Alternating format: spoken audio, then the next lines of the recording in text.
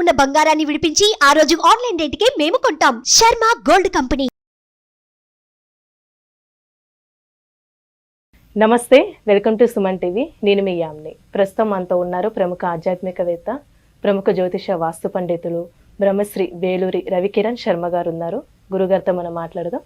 నమస్కారం గురుగారు. నమస్కారం. గురుగారు, ఈ క్రోధినామ సంవత్సరంలో అసలు వృశ్చిక రాశి వారికి ఏ విధంగా ఉంటుంది, అలానే ఈ రాశి వారికి సంబంధించి ఆదాయం కానీ వ్యయం, రాజపూజ్యం, అవమానం గురించి తెలియచేయండి. ఈ రాశి వారికి ఆదాయం 8, వ్యయం 14, రాజ్యపూజ్యం 4, అవమానం 5గా చెప్పబడుతుంది. అయితే ఈ రాశ్యాధిపతి కుజుడు. రాశ్యాధిపతి కుజుడు అవడం వల్ల, నవనాయకుల్లో రాజు కుజుడు అవడం వల్ల వీళ్ళకి అనుకూలతలు ఎక్కువగా ఉన్నాయి. ఇది కాకుండా గురుబలం ఉంది. గురుబలం ఉండటం వల్ల ఖచ్చితమైన అనుకూలాలు ఉన్నాయి. విద్యాపరంగా చూసుకున్నట్లయితే గురుడు అనుకూలంగా ఉండటం వల్ల చక్కటి విద్యలు అభ్యసించడము, ఆ విద్యల్లో రాణింపు, అట్లాగే చక్కగా పరీక్ష ఉత్తీర్ణత పొందడము, అట్లాంటి అవకాశాలు ఎక్కువగా ఉన్నాయి. ఒక ఉద్యోగ ప్రయత్నాలు చేసేవాళ్ళు చాలామంది ఉంటూ ఉంటారు ఈ రాశిలో. ఆ ఉద్యోగ ప్రయత్నాలు చేసేవాళ్ళు ఎవరైతే ఉన్నారో వాళ్ళందరికీ కూడా అనుకూల యోగాలు ఉన్నాయి. ఎందువల్ల అంటే రాజు అధిపతి అవ్వటం వల్ల వడ్డించేవాడు మనవాడైతే తినడానికి కొదవే ఉంటుందనే సామెత మనకుంది. అట్లాగే రాజు ఈ రాశికి అధిపతి అవ్వటం వల్ల ఖచ్చితమైన మంచి ఉద్యోగాలు వచ్చే అవకాశాలు ఉన్నాయి. ప్రమోషన్స్ అవి రావటము, అలాగే విదేశీ యానం, విదేశాలకు వెళ్ళే యోగాలు, ఇవన్నీ కూడా ఈ రాశి వారికి అనుకూలతలు ఎక్కువగా ఉన్నాయి. అలాగే వివాహపరంగా చూసుకున్నట్లయితే వివాహ కారకుడు కుజుడు, శుక్రుడు కుజుడు వీళ్ళిద్దరూ వివాహానికి ప్రధానం. అందువల్ల శుక్రుడు అనుకూలంగా ఉండడం, ఈ రాశ్యాధిపతి కుజుడు అవటం, అలాగే రాజ్యాధిపతి కుజుడు అవటం వల్ల వివాహ ప్రయత్నాలు అనుకూలతలు ఎక్కువగా ఉంటాయి. మంచి సంబంధాలు రావటము, చాలామంది ఎన్నో సంబంధాలు చూసాము, సెట్ కావట్లేదు. ఈ రోజుల్లో సంబంధాలే చాలా విశేషమైపోతున్నాయి. పెళ్లి సంబంధాల గురించి చాలామంది తల్లబట్టుకున్నారు. ఏమంటే మా అమ్మాయికి సంబంధం కావట్లా, మా అబ్బాయికి పెళ్లి కావట్లా అంటూ ఇట్లా చాలామంది ఇబ్బందులు పడుతున్నారు. అట్లాంటి ఇబ్బందులు అవి లేకుండా ఖచ్చితంగా ఈ యొక్క అనుకూలత అనేది ఉంది వీళ్ళకి. అందువల్ల చక్కటి సంబంధం రావడము, చక్కగా వివాహం జరగడము, ఇట్లాంటి యోగాలు ఉన్నాయన్నమాట. సంతానపరంగా చూసుకున్నట్లయితే సంతానకారకుడు కుజుడు సుబ్రహ్మణ్య స్వామి అధిపతి అవటం వల్ల సంతాన యోగం కూడా అనుకూలంగానే ఉంది. అన్యోన్యత, ఒకరికి ప్రేమాభిమానాలు కలగడము, దంపతులు అన్యోన్యంగా ఉండడము, ఇట్లాంటి అవకాశాలు ఉండడం ద్వారా చక్కటి సంతానం పొందడానికి ఆస్కారం అనేది ఉంది. వ్యాపారపరంగా చూసుకున్నట్లయితే వ్యాపారకారకుడు ఎవరండి? కుజుడు. అందుకనే వ్యాపారస్తులు ఎప్పుడు ఏం పెట్టుకుంటారని చేతికి పగడం, ఉంగరం పెడతారు.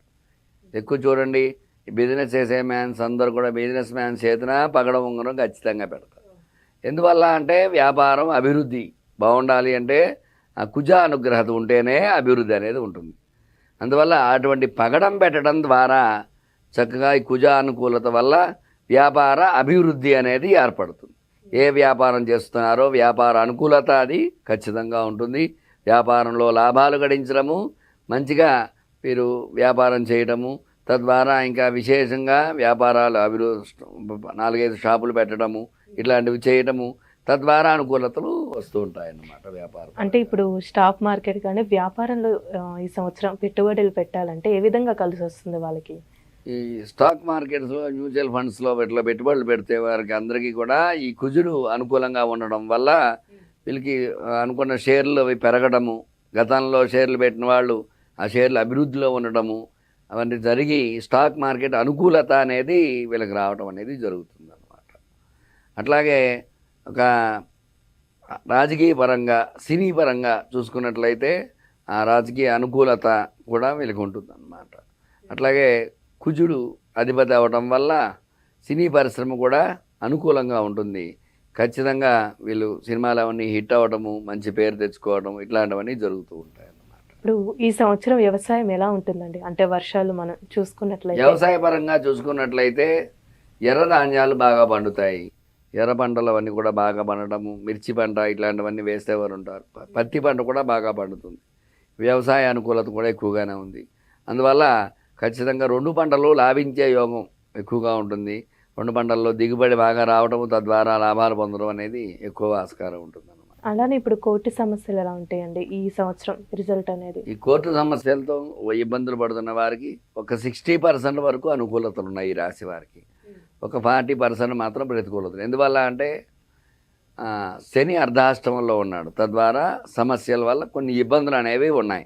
అటువంటి ఇబ్బందులు లేకుండా ఉండాలంటే ఖచ్చితంగా ఆ శని అనుకూలత కలిగితేనే ఈ యొక్క కోర్టు సమస్య నుంచి బయటపడే యోగం ఉంటుంది. ఒక 40% అనుకూలతలు ఉన్నాయన్నమాట.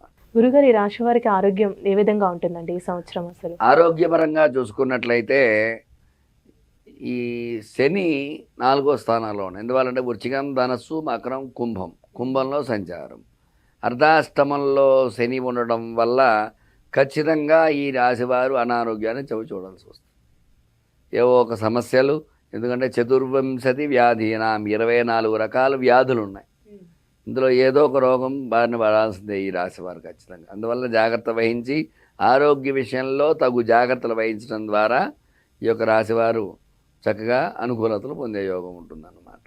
గురుగారు, ఈ రాశి వారికి సంబంధించి ఎలాంటి పరిహారం చేసుకోవాలండి ఈ సంవత్సరం అంతా? ఈ అర్ధాష్టమ శని అవటం వల్ల శనివార నియమాలు పాటించడము, వెంకటేశ్వర దీపారాధన చేసుకోవటము, ప్రతి శనివారము వెంకటేశ్వర దర్శనం చేసుకోవటము, మంగళవార నియమాలు పాటించడం ద్వారా, ఖచ్చితంగా రుద్రాభిషేకం చేసుకోవటం ద్వారా ఇంకా విశేషమైన అనుకూలతలు కలిగి సుఖ సంతోషాలతో ఉండాలని తెలియజేస్తుంది. ఈ క్రోధినామ సంవత్సరంలో వృశ్చిక రాశి గురించి చాలా చక్కగా తెలియజేశారండి. ధన్యవాదాలు. సుమన్ టీవీలో మీ పర్సనల్ అండ్ బిజినెస్ ప్రమోషన్స్ కోసం కింది నెంబర్కి కాంటాక్ట్ చేయండి.